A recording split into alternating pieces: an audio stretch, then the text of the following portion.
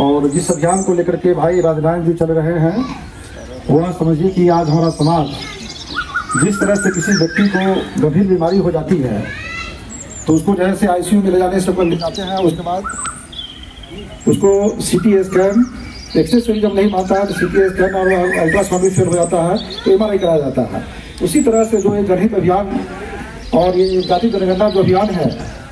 वह एक तरह से आपको जैसे सीटी स्कैन है, माने इसलिए कि आज हमारा देश जो है कि बड़ी संक्रमण काल के दौर से गुजर रहा है। नमस्कार, स्वागत है हमारे इस चैनल में। जाति जनगणना पर डॉक्टर दिवाकर जी की क्या राय है।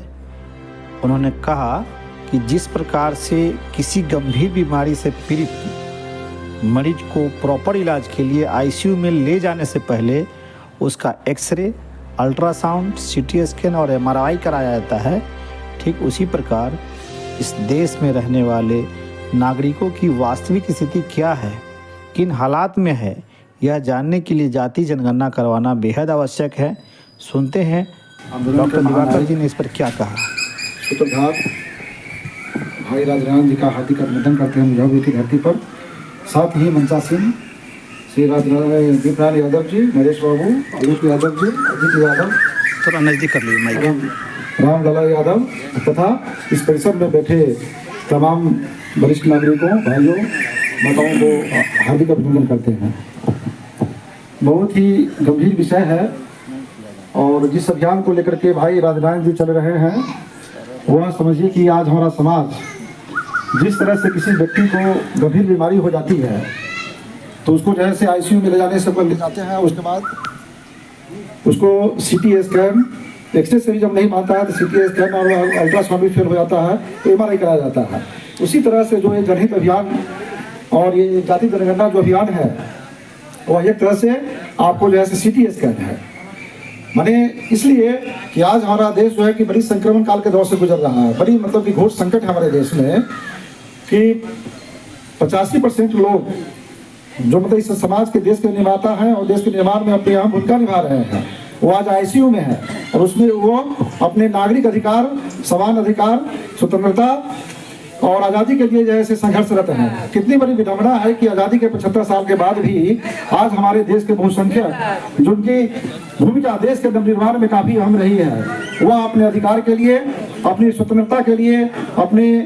नौकरी में मतलब कि हकदारी के लिए, हिस्सेदारी के लिए अपने ही सरकार से, चुनी हुई सरकार से, जो सरकार जो चुनी हुई है, जिसको हमने बनाया है, उससे संघर्ष कर रही है, उससे लड़ाई कर रही है और अधिकार मांगने के बाद उसे पीटा जा रहा है और हम लाठी खा रहे हैं।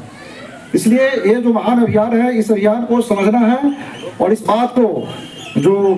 दूर दूर तक जो है से ले जा करके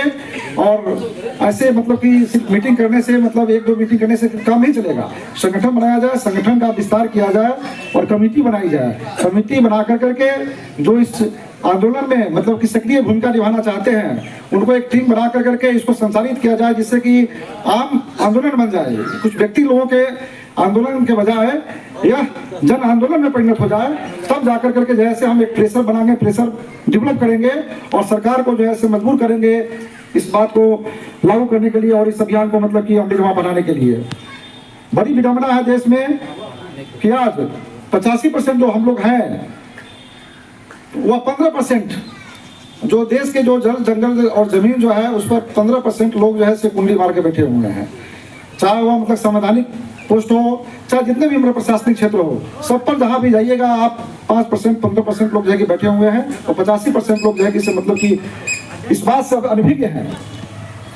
तो जब तक जो है कि हम जन जागृति इसमें पैदा नहीं करेंगे, लोगों को समझाएंगे नहीं, तब तक ये आंदोलन मतलब कि सक्सेस नहीं होगा। इसलिए हम आप लोगों से आग्रह करेंगे और जो उपस्थित मतलब कि मेरे भाई साहब लोग हैं कि सब लोग आइए और इस आंदोलन को जो है कि जन आंदोलन में परिणत करके इस अभियान को सफल बनाइए। जय हिंद, जय भारत। नागरिकों का अभियान, जनहित अभियान, इससे जुड़े और भी नए अपडेट पाने के लिए हमारे इस चैनल को लाइक करें, सब्सक्राइब करें और पसंद आने पर इसे लोगों तक पहुंचाएं। धन्यवाद।